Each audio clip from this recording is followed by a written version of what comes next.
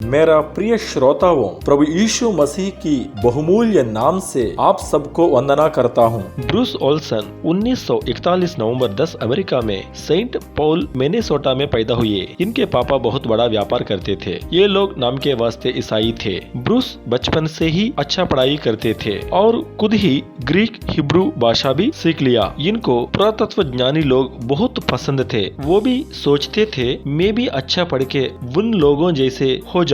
उसी समय से सच्चा परमेश्वर कौन है, इस सवाल के साथ बाइबल पढ़ना शुरू किया और आखिरी में उद्धारकर्ता को ग्रहण किया। मार्कुस 16:15 के अनुसार तुम सारे जगत में जाकर सारी सृष्टि के लोगों को सुसमाचार प्रचार करो। इसी वचन से प्रेरित होकर परिवार और दोस्तों को सुसमाचार सुनाया, लेकिन उन्होंने ब्रूस ओल्सन का मजाक उड़ाया। उनकी गवाही को जब अपनी कलीसिया में बताया, वहाँ पर भी निराशा मिली, लेकिन परमेश्वर उनको प्रेरित कर रहा था। तब ब्रूस ने प्रार्थना किया, हे परमेश्वर, मेरी इच्छा थी कि अच्छा पढ़कर पुरातत्व ज्ञानी बनने के लिए, लेकिन आप मुझे सुसमाचार प्रकट करने के लिए बुला रहे हैं, इसलिए मेरे सामने आप ही रास्ता खोलिए। तब दूसरी कलीसिया में जाना शुरू किया। वहाँ का पास्टर जी जैसे ब्रूस की बुलाहट थी वैसे ही प्रचार कर रहे थे। उस प्रचार में उन्होंने मिशनरी जिम इलियट के बारे में बता रहे थे। जिम इलियट और उनके 4 दोस्तों मिलकर इक्वेडर जंगल में परमेश्वर के वचन सुनाने के लिए उस जगह में गए। वहाँ के लोगों ने मिलकर ये 5 मिशनरियों को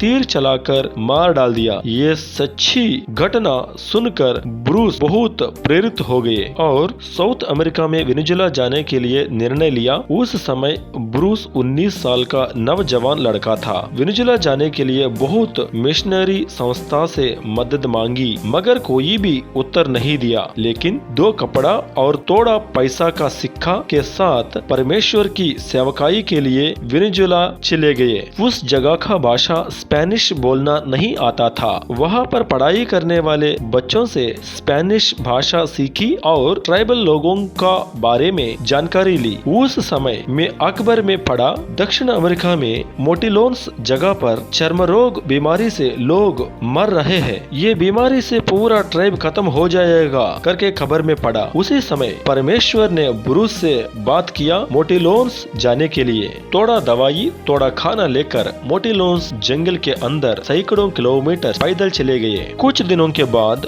जो कुछ खाना खत्म हो गया, रास्ता में पानी पीते पीते कीड़ा और जंगल में जो कुछ मिला खाते खाते योग ट्राइब लोगों का पास तक पहुंचा और उन लोगों का दवाई दिया। उनके साथ 1 साल रहे। उन लोगों से पूछा, मुझे मोटिलोन्स जाति के लोगों से मिलना है। तब योग लोगों ने कहा कि उसी जाति के लोग बहुत खतरनाक हैं, दूसरे लोगों को अपने जगह में आने नहीं देते हैं। ब्रूस बार बार पूछने के बाद उन्होंने रास्ता दिखाया। उसी समय मोटिलोन्स जाति के लोगों ने इन लोगों को देख लिया और इनका ऊपर तीर चलाना शुरू किया। फिर योग लोगों वहाँ से भाग गया, मगर एक तीर ब्रूस के पैर के अंदर घुस गया और मोटिलोन्स जाति का लोगों ने ब्रूस को पकड़ के खींच के अपनी जगह पर ले गए। उस समय ब्रूस के पैर से खून बह रहा था। वो लोगों ने झोपड़ी में कैद कर लिया और ब्रूस को खाने के लिए केला और मछली देते थे, लेकिन बंदी का वजह से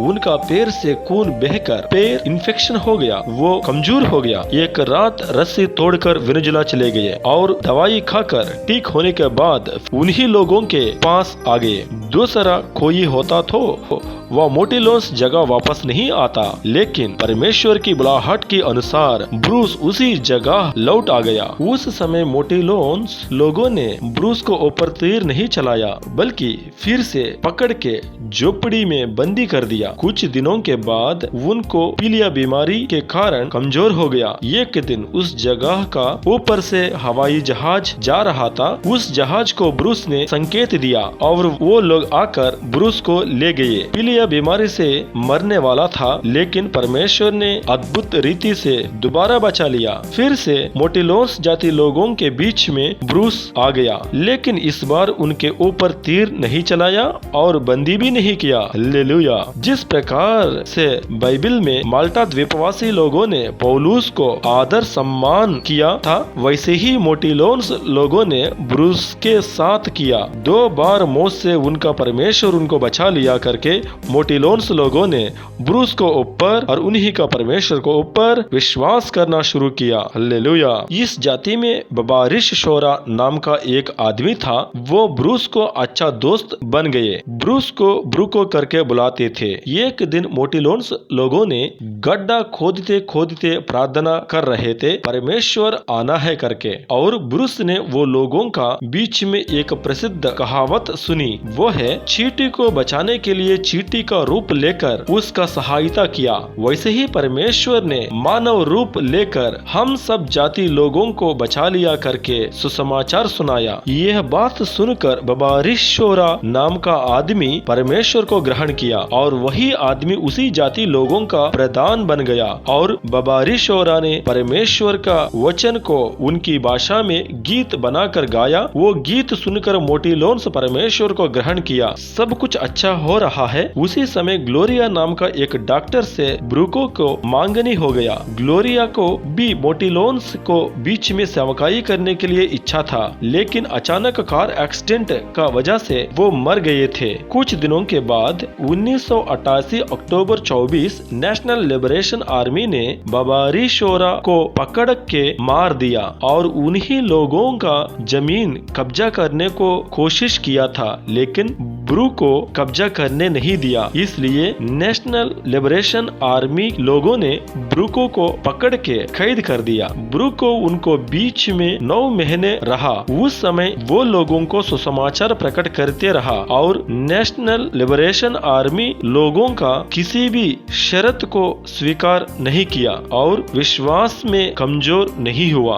उस समय पूरा दुनिया में ये घटना का बारे में पता चल गया। सब लोग ब्रूको और मोटिलोन्स लोगों के लिए प्रार्थना करना शुरू किया। कुछ दिनों के बाद नेशनल लिबरेशन आर्मी चीफ ने ब्रूको को माफी मांगकर ब्रूको को छोड़ दिया और बताया, फिर हम लोग आपको कैद करके गलत काम किया, माफ कीजिए, फिर नहीं आएंगे। ये पूरा बातों वेनेजुएला शहर का मुख्य प्रधान वगीलुस बार्को वर्गीस का पता चला। आश्चर्य हो गया। तब उन्होंने ब्रूको को पूछा था, 300 साल से इस जाति के लोगों से हम नहीं मिल पाया, नहीं बदल पाया, लेकिन आप 30 साल में यह कैसे किया? तब ब्रूको ने उत्तर दिया, मैंने कुछ नहीं बदला, मेरा परमेश्वर ने बदला है। अभी मोटिलोन्स लोगों का पढ़ाई दवाई लगातार मिल रहा है। उसी लोगों का बीच में से डॉक्टर्स, टीचर्स, इंजीनियर्स का काम कर रहा है और ब्रूको वो लोगों का मदद से वो लोगों का भाषा में नया नियम को अनुवाद किया है। चर्म रोग से पूरा जाति मरने वाला था, लेकिन एक मिशनरी का त्याग चंगाई के साथ उद्धारकर्ता को भी मोटिलोन्स को पाया है। कितना अद्भुत है। परमेश्वर के लिए 19 साल में निर्णय लेकर आगे चले गया। कितना परेशान ना हो, पीछे मोड़कर नहीं देखा। परमेश्वर के लिए हम क्या कर रहे हैं, जरूर सोचना है। परमेश्वर आप सबको आशीष दे।